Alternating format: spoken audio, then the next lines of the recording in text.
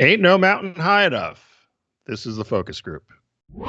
It's the savvy side of 9 to 5. Listen. Bueller. Laugh. And learn. Negotiation. This is what you do in business. This is the focus group with Tim Bennett. Staunch. And John Nash. Keep your clothes looking neat and clean. We're all business. Except when we're not. Hey, everybody, and welcome to the focus group. Tim Bennett here, as always, with my good friend and co-host, Mr. John T. Nash.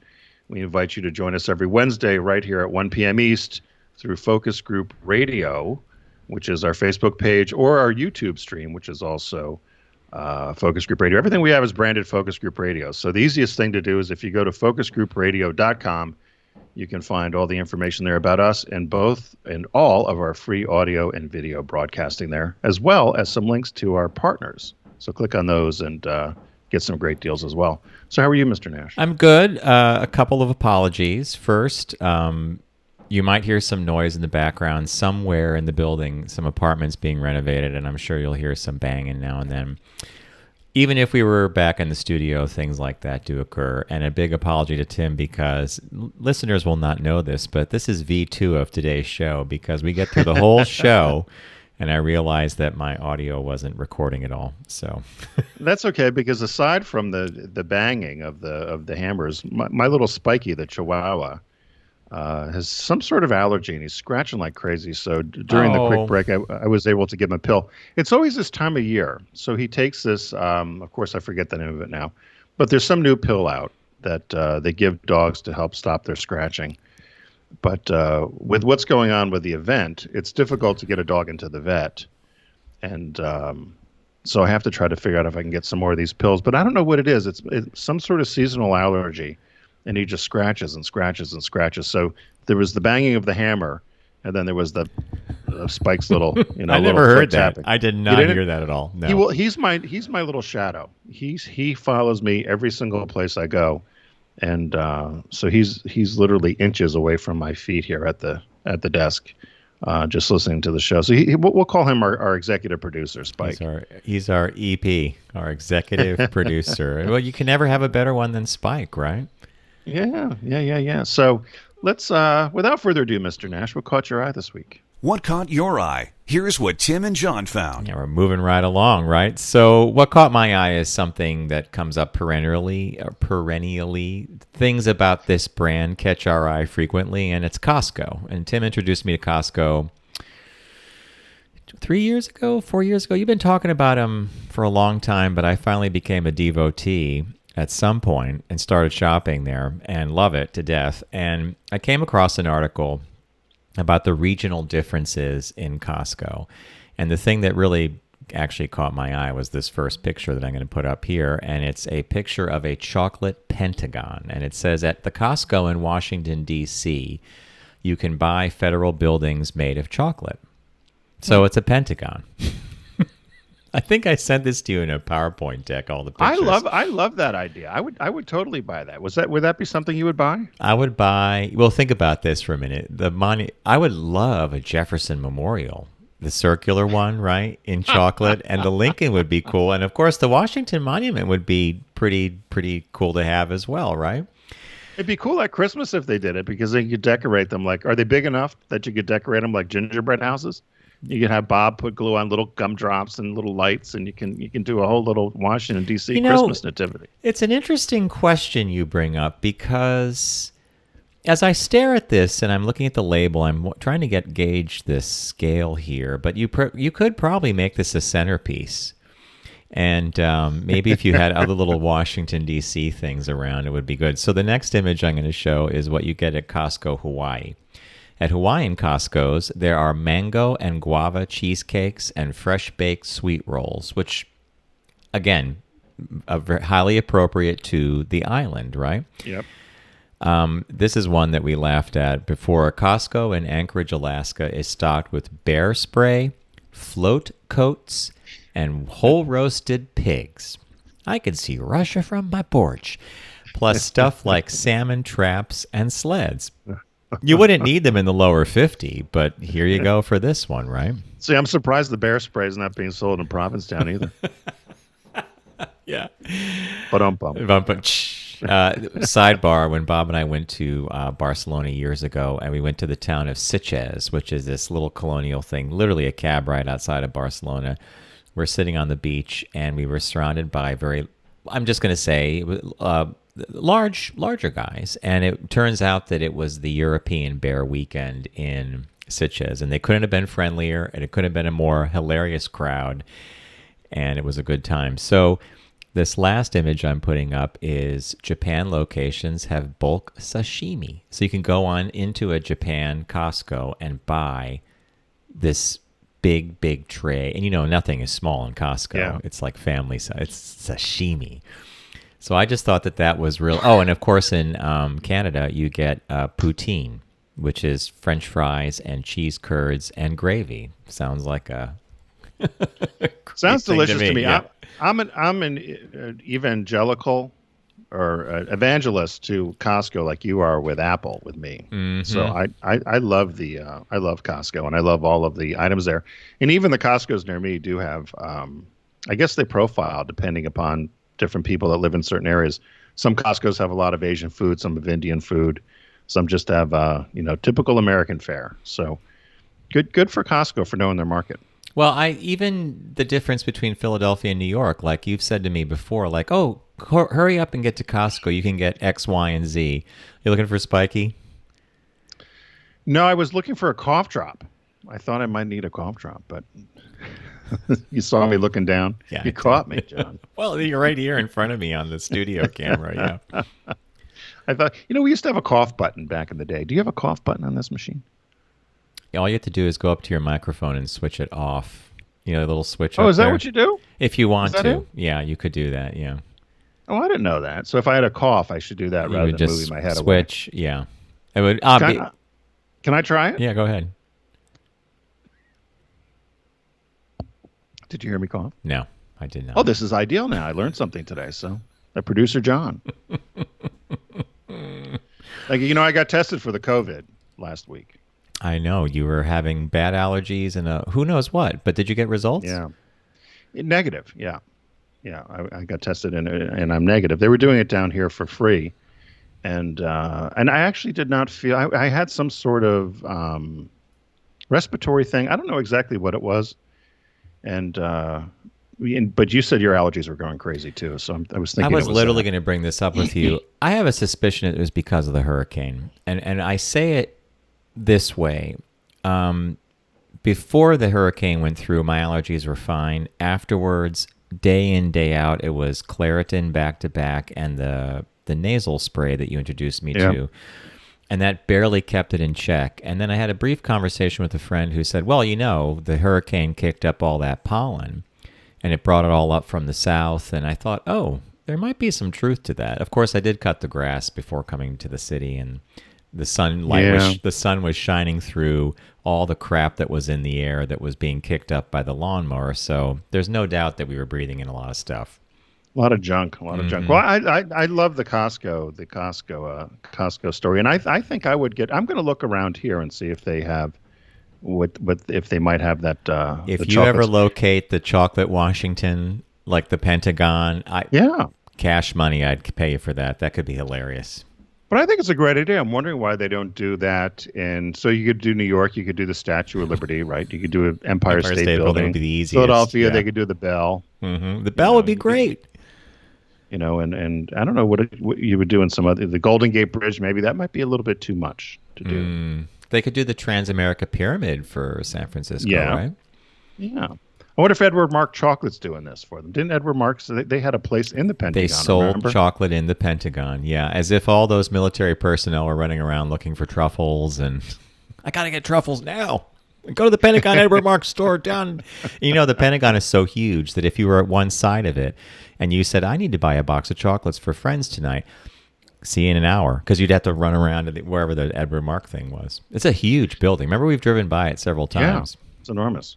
Well, I'll have to ask. Joe Biden and his family were in town in Rehoboth Beach this weekend. They were at church. They were kind of around. Fox News caught them on their bicycles. Okay, Out biking. You're now And so- answering something that I saw on the news. He was biking, and one of the people said, "Hey, Joe, have you figured out who your VP is?" And he said, "Yeah." And he goes, "Who?" He goes, "You." But literally, as he's riding the bike and doing his thing, Trump tweeted out that Sleepy Joe was up to doing something. Yeah. So it was the antithesis of that, right? He was anything but sleepy, right? Yeah, no, he's out riding his mountain bike in a beach that you've been to when you've been beautiful down to beach. visit. And we were laughing because then he went to the church. But so the motorcade does not go by our house because somebody told me that there's DC people everywhere here. It's like ants. So it's a nation's summer capital. So my road doesn't have enough feeder roads off of it. So the road that I'm on doesn't have enough roads if you needed to get off quick. In other words, turn off onto another area or move along. So he's one lane over or one road over so that he could quick getaway should need be. But the full complement of Secret Service is down here too. Everyone's bracing as to what may happen if he wins because he does spend a lot of time here and he is out and about. He likes to go to the bookstore. He's got his favorite restaurants here, and he's very very accessible. There's always pictures of him taking selfies with people in town, and it's a small state, and everybody knows him or feels like they know him. So it'll be curious to see what happens should he win. Who do you think he's going to pick for VP? Any? Do you have any skin in the game? I literally read an article that someone recommended that he not pick Kamala Harris because he would prefer her to be the attorney general, the next attorney general. Wow. I was interested in that one. I was like, that's an interesting thought. But I'm going to let it go until he actually announces. Well, we'll see what happens. So my caught my eye this week is a political one, and this has been since it's been reported on the last couple of days. Our president, 45, has said it's fake news. It didn't happen. Yet the governor of South Dakota says it did happen. The governor, Kristi Noem, said that when she met the president in the White House, that he had actually said for her to come over and shake my hand, Kristi. And she said, "Oh, Mr. President, nice to meet you. You'd have to come to South Dakota. We have Mount Rushmore." And Trump had said, "Well, it's been a dream of mine to have my face on Mount Rushmore." And she laughed at him. And she said, but he wasn't laughing, that he was totally serious. And so after there was a follow-up from the White House, somebody actually called and said, is it possible to add another face to Mount Rushmore? And so John and I were out there. We love Mount Rushmore. It's really a magnificent place. And lots of people say that it looks like there might be a room next to George Washington's image that you could put another face or another head. But the Park Service says absolutely not. The geologists as well that study this say absolutely not, that the surface is not secure enough, and it would just damage the other parts of the memorial. And then somebody else chimed in and said, and there's quite a list of presidents that probably would be ahead of the current that might have their faces on Mount Rushmore. So it's one of these, you can't make it up. It's kind of like, let's buy Greenland, right? Mm-hmm. We're going to buy green. So she's also, though, this Kristi Noem, the governor of South Dakota, was also talked about. Apparently she and Trump get along quite well. And there was some talk that she would replace Pence on the ticket as VP. And if you've seen her picture, you could understand she's very much in the mode of what Trump would want in his VP candidate, I think. All right, so I was switching back and forth between two pictures. One is the one of Melania and the president in front of Rushmore, and then there's the great shot of you and me. Just so our listeners know, this was on a road trip we did in the new VW all-track wagon several years ago from Seattle to Denver via some of the great parks, and this was a late-in-the-day arrival at Rushmore, which I think was the same day we went to Devil's Tower, which ended up being one of your more favorite destinations, even though it was very close encounters of the third kind, and you weren't sure you wanted to be going there. But I didn't expect I would like it, and you were. I'm glad you made us go. When I think about it now, I don't know what the rush was. I don't know if it's because we had Bob with us, and he had a a certain amount of time. But there were some other things out there I think we probably should have while we were there seeing, right? There were the Badlands. We didn't go through there. The weather was really bad one day. We thought if we had stayed another day, we could have seen some more because the countryside was magnificent, wasn't it? Now that you bring it up, I'm not. I don't remember our time frame. We did a lot of driving in a short amount of time, but we did also cover a lot. But this. It was Sunday to Thursday. Yeah, that's right. It was press trip into something else, and then we wanted to get back. Although Tim did all the mapping in the hotels. This was our least favorite hotel. The morning after our Mount Rushmore visit, I met Tim for breakfast, and he said, "Did you sleep in the bed?" I'm like, "Of course we did." He goes, "I slept on the bed. I did not even turn the sheets down." So this picture of Tim and me underneath the monument, what he was referring to is to the left of George Washington. If you're looking on the video, there is an outcropping that could maybe have another face on it. But what you said is geologically, they're like, no way, you can't do that, right? Yeah. They said that structurally it just would not work. You wouldn't be able to do it. And then even if you could, there's the names of John F. Kennedy have come up. Just a couple. Ronald Reagan, Barack Obama, Bill Clinton. There's a number of other presidents whose names have been brought forward to come up. I'm sure there's a long line before Mr. Trump makes his way into there. But I am looking forward to going down to Disney because I'm sure they must have Trump doing the Hall of Presidents, right? The animatronic robot, I wonder if he's there, grab him by the pussy. Almost if you had any sense of humor, you'd have the Disney guys do the whole thing where he mocks everything and is just so foul. It would actually like the handicapped reporter. All the things people he made fun of, the name calling of everyone, and his if you put that all together, behavior. Yeah. Oh yeah, he could be quite the robot at the Hall of Presidents in Disney. Quite the animatronic. Yeah. Who's that blonde up front? Grab her by the pussy. So there you go. Yeah. So our business birthday today. Everyone does celebrity birthday greetings, but the Focus Group is the only show in the universe that celebrates business birthdays. So born today, April 12th, 1862, Julius Rosenwald. And he died at age 69 in 1932. He's an American businessman and philanthropist. And I'll shorten the story here a little bit, but he was a clothier, and he learned the clothing business in New York City. And he decided after the Civil War, there was a number of companies that started to standardize sizings. So small, medium, large for people extra large. And I guess they must have used, I didn't research it fully, but they said that they used, I guess, the bodies or whatever from the Civil War to standardize clothing. So this would be what a medium was, or this would be what a small was. And I think they had to do it because they were making uniforms or whatever, right? Mm-hmm. So correct, yeah. So he decided that his company that he had, Rosenwald Clothiers, with this other guy, Wheel, that they would make this standardized clothing and sell it to stores. But he was going to go to the Midwest to do it. So they left New York, went to the Midwest to open a factory, and also wanted to service a lot of the farmers and Midwestern business out there that didn't necessarily have access to a lot of the goods you had on the East or West Coast. So he teamed up, he started selling things to Sears and Roebuck. And Sears and Roebuck, I didn't realize, was a watch company initially. Before the hardware and everything else, right? Right. So he would sell clothes and so forth to Sears and Roebuck.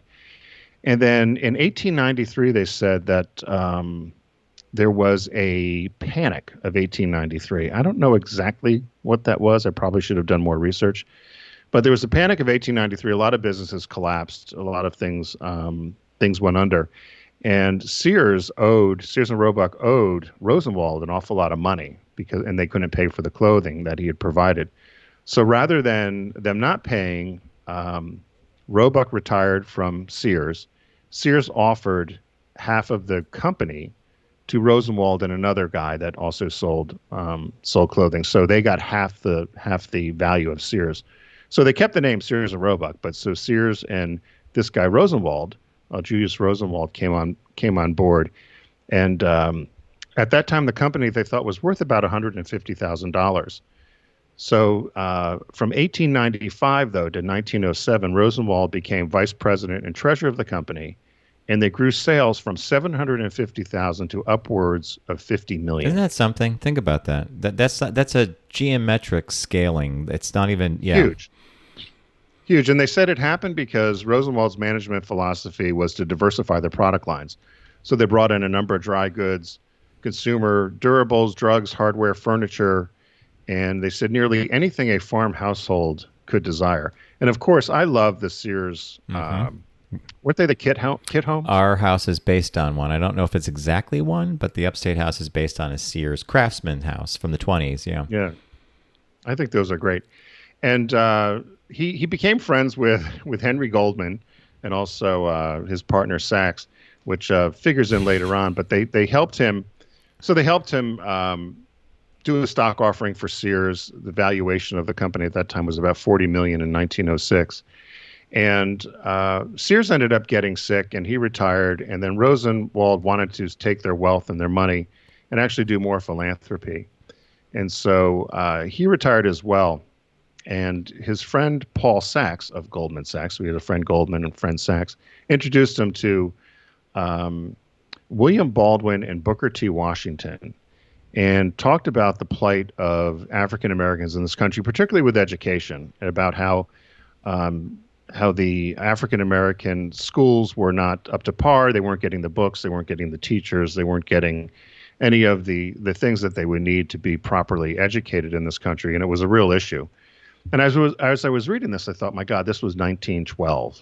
You know, this was going on, and we're still having these conversations today. I'm showing the picture of the book jacket for Julius Rosenwald. It's a biography, I guess, by Peter Scully. And the subhead reads, "The man who built Sears Roebuck and advanced the cause of black education in the American South." And then to the right, Tim provided a sepia picture of him in the middle of a row of young schoolgirls, black schoolgirls, and they're all wearing white outfits, and each one has a letter like R-O-S, like for Rosenwald, to spell his name. And, right. And he's just quietly standing there, like proud of his school, I guess, right? Right. So Booker T. Washington was leading the Tuskegee Institute. And so one of the first things that Rosenwald did is he endowed that school with enough money so that Washington could spend his time just actually working on developing education, not worried so much about fundraising, as you know, with so many private institutions with all the fundraising that goes into it. So over the years, he had given over $70 million to help address the state of African-American education in the country, and actually the insufficient education that was going on, as we talked about, inadequate buildings and books. And the one interesting thing about him, so he did that for all of the money he had endowed. Most of it went to helping uplift the African American community and or other minority communities around Chicago and in the South. And the one interesting thing they mentioned, and I guess I didn't think about this. So when you endow a school or you endow a scholarship or something, the hope is that money will last in perpetuity, and you just spend the principal, or I'm sorry, you just spend the interest that you would make. And in this case, he wanted the money spent. So it wasn't the sort of thing where he gave $70 million and they'd spend $7 million or $700,000, whatever, a year. He wanted the money spent. So all the money was spent right up front to go help these causes that were important to him. Then there was a documentary that was done in 2015 called Rosenwald: The Remarkable Story of a Jewish Partnership with African American Communities, and it won a few awards. But he's one of those people, I think, that again, you don't hear much about. And I wondered where his philanthropic, or his desires to give back like his that. His desires came from. But it was who he met, and it was the fact that Paul Sachs introduced him when he said, "I want to do more philanthropy," and calls his friend Paul Sachs, "What should I do?" And Paul Sachs says, "You really should look at what's going on in the South with the African American population and education." And that's where he devoted his time and his energies to. So good for him. I think it's a fantastic business birthday. And I like the question you just posed, which might be interesting to examine if we happen to read a biography of him, is where did he find... so acquaintances and business relations and people that peers would direct him towards, hey, this is a need that really would use your expertise and your money and your time. But you have to want to do it. You can't just be told that it's there. So he probably had a passion to try to make things equal. It's interesting. I think it's a great business birthday. Yeah. All right. So You go know, ahead. they said, just as a sidebar, I guess, to answer that question, maybe a little bit, I'm just speculating, but he did also talk, there was some thread in there about the way he was treated as a Jew. And I wonder if that had something to do with it as well, of saying, you know what, I know what it's like to be discriminated against as a Jewish American, let alone what it must be like with a different skin color. I'm going to go out on a limb and say you're probably really, really accurate about that, because discrimination and especially against the Jewish faith and individuals has been around for a long time, and it's painful to watch it if you see it recreated on TV or movies, because you're like, it's their religion. What do you do? But it's even think back to when we were taught about the bubonic plague and the Black Plague in Europe, because the Jewish areas of the cities used to be cleaner. They must be the reason the plague. I mean, because they lived. It's crazy stuff, right? Yeah, very much. Hey, so. we're going to take a super quick break, and when we return, we have a shop talk for you, and it's a PR-based one. So stay with us, and we'll be right back after this quick break.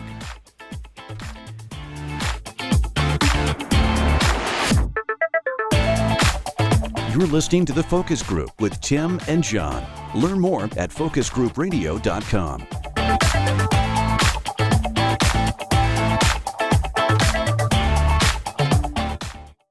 Focus on the savvy side of 9 to 5 with The Focus Group. Been in business a week. I got more money than I know what to do with. Listen, laugh, and learn with Tim and John. Herrera Rocher.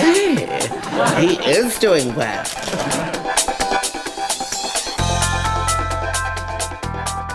Hey, everybody, and welcome back to the Focus Group. Tim Bennett here, as always, with my good friend and co-host, Mr. John T. Nash. Ferrer Rocher. All right, Bubbles de Vere. We encourage all of you to go to focusgroupradio.com and find all of our free programming, including our podcast, TFG Unbuttoned, which releases every Tuesday morning.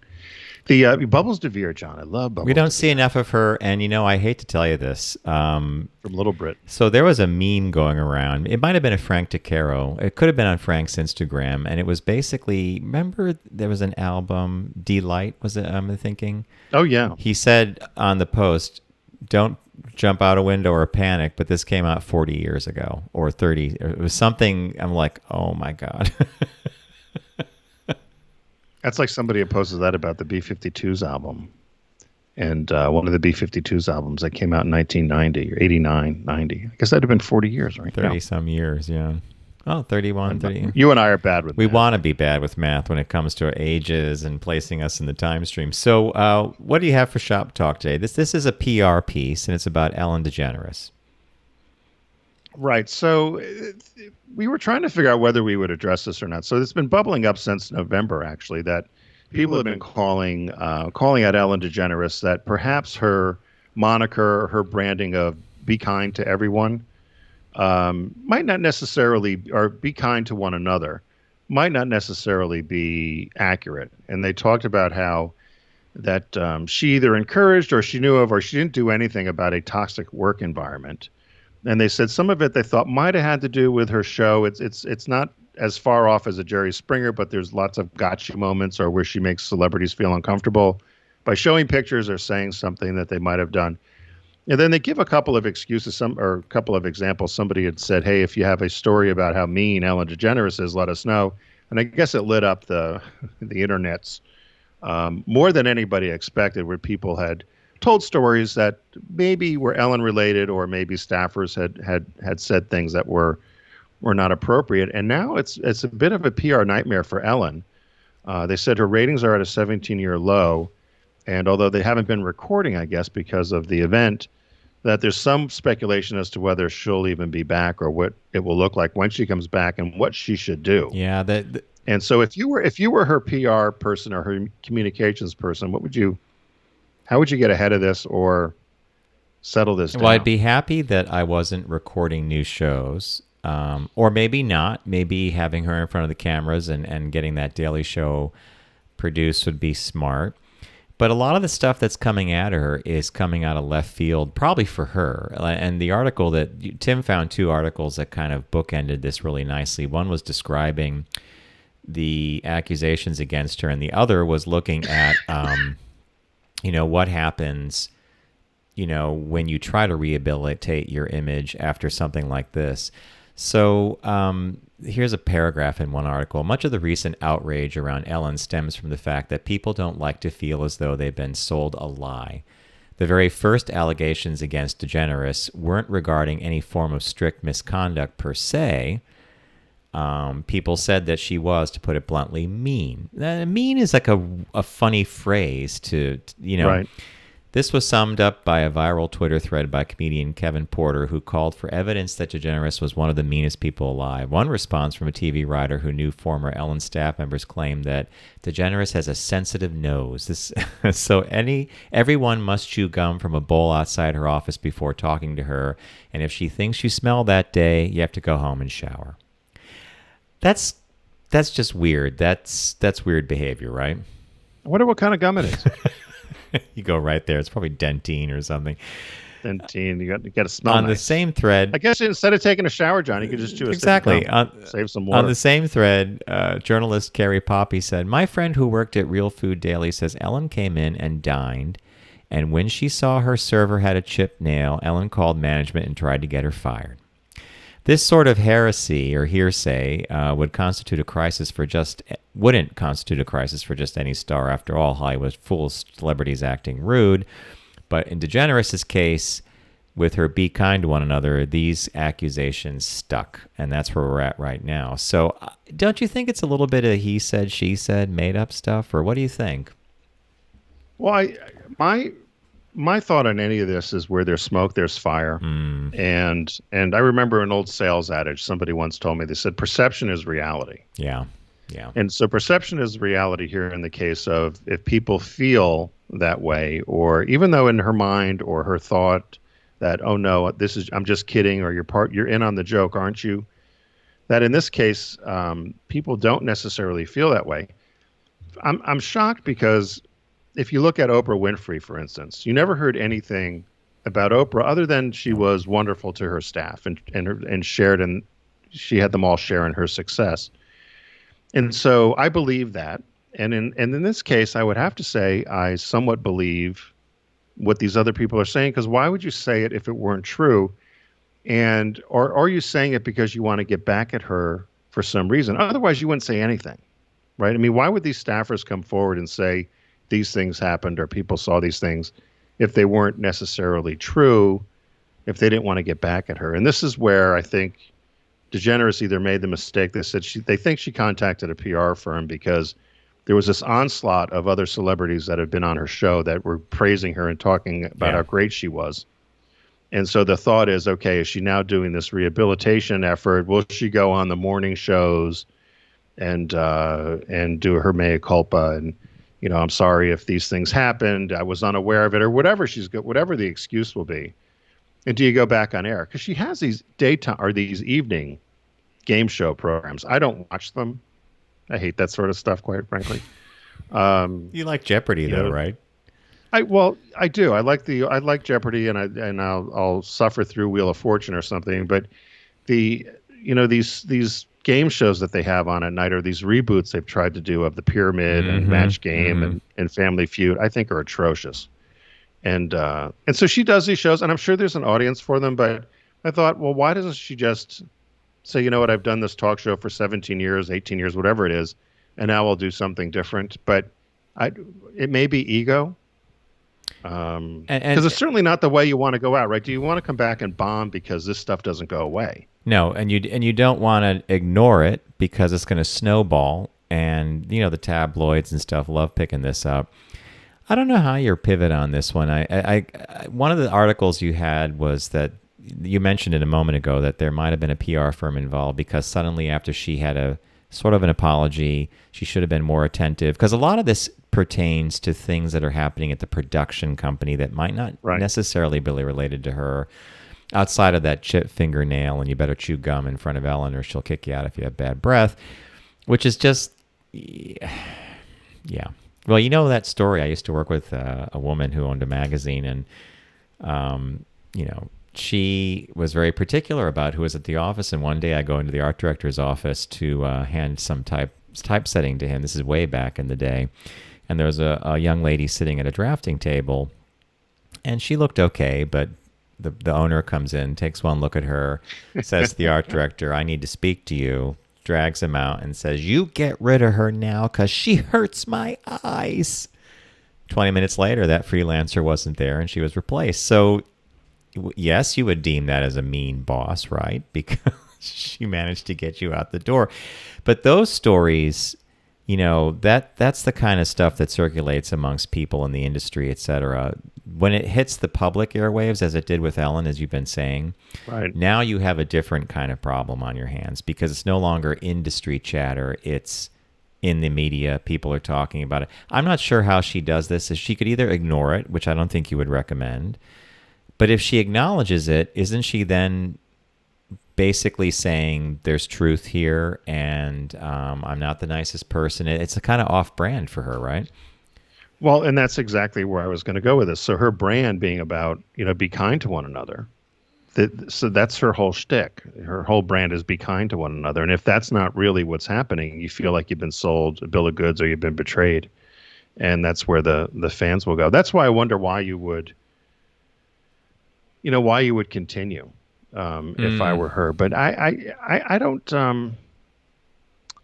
I think this is the sort of thing where if she had said, I'm aware of this or I'm aware of these problems, and then it begs to question, well, why don't you do anything about it? Yeah, yeah. So it's a lose-lose, and this goes. You and I often would refer to Lonnie Davis in his PR book 101. Tell it early, tell it all, tell it yourself. And in this case, Ellen has missed the tell it early. She's missed the tell it yourself. And it's almost too late to do the tell it all at this point because the other two things are past the sell by date. So, yeah, it's like stale bread. Yeah, I don't know. I was trying to think of people that we worked with, or you hear rumors about different bosses or executives at companies, and I always think if there's usually if you hear something, there's usually a thread, right? Like look what's going on with this crazy at Falwell at the Falwell Jr. Liberty University. Yep. Was posing with the picture with the shirt off, and then the month before there was the pool boy that's getting paid thousands of dollars. To me, there's smoke there, right? Something's going on. Now he's on leave and indefinite leave of absence. And the Falwell story is interesting because apparently there was a percolating backlash against him and some of his do as I say, not as I do policies. Yeah. And the minute that picture surfaced of him with the fly down and whatever else was going on, that opens the can of worms of people who have grievances or they think that he should not be in charge of the university. And that quickly overtook it. And you and I have worked in so many corporate situations where a CMO will suddenly leave the company. Right. And what's going on? And the staff, a lot of people in the know will kind of do the backdoor thing, like, let's talk over here and I'll tell you. But the public record is they've gone on to they want to look after their family or there's something they want to do. And that the minute you hear that, there's something salacious and scandalous that happened, right? Yeah, and in most cases they are. I mean, if you and I could tell some of the stories about why some people aren't where they are. Yeah, make your hair stand. I don't have hair. I do, but it would stand on end if you heard some of these stories. We've been shocked, actually, by some of the stuff we've heard by why people have been asked to leave the company. Yeah, it's unbelievable. Some of the things are just unbelievable. Some things happen that people don't leave the company, which is equally as unbelievable to me. Yep. But but that's the case. It reminded me again of you had said, do as I say, not as I do. The NRA is another one where they've spent millions of dollars on lavishing themselves on private jets and cruises for all these people that want to be able to shoot their guns. And it goes back to everything you need to know about hypocrisy goes back to what, Animal House? Yeah. I'm sorry, Animal Farm. Animal Farm, right. All animals are created equal. Some are more equal than others. Right. I'm so glad we learned that at an early age, right? Because that really set the stage for all of this. Just crazy. And life's not fair. And life's not fair. Well, we'll have to see what happens with Ellen moving forward. I'll be curious if she pivots in September at some point, if the show goes back into production. And of course, if she doesn't come back, a lot of people will be not working at that point because they're Right. associated with the production. So I would think that instead of, I think you'd want to like make sure she's doing okay because she's, we'll see how this goes. This was a real surprise to me when this started coming up, but it's so schadenfreude, right? The healthy laughter Yeah. at the misery of someone who we think is happy and wonderful. Yeah, there doesn't seem to be like too much concern. No, which, welcome to America 2020. All right, so we're going to wrap it up there. We're going to want to thank you for joining us here on the Focus Group. Please check out Unbuttoned, our Tuesday podcast that drops on Tuesdays, obviously, and all our media, video and audio, and all the links to all the platforms you can get our podcasts on are at focusgroupradio.com, and that includes a list of our sponsors and partners and information about me and Tim. If you are hitting the road for any reason, don't text and drive. Arrive alive, and we'll see you in the new week.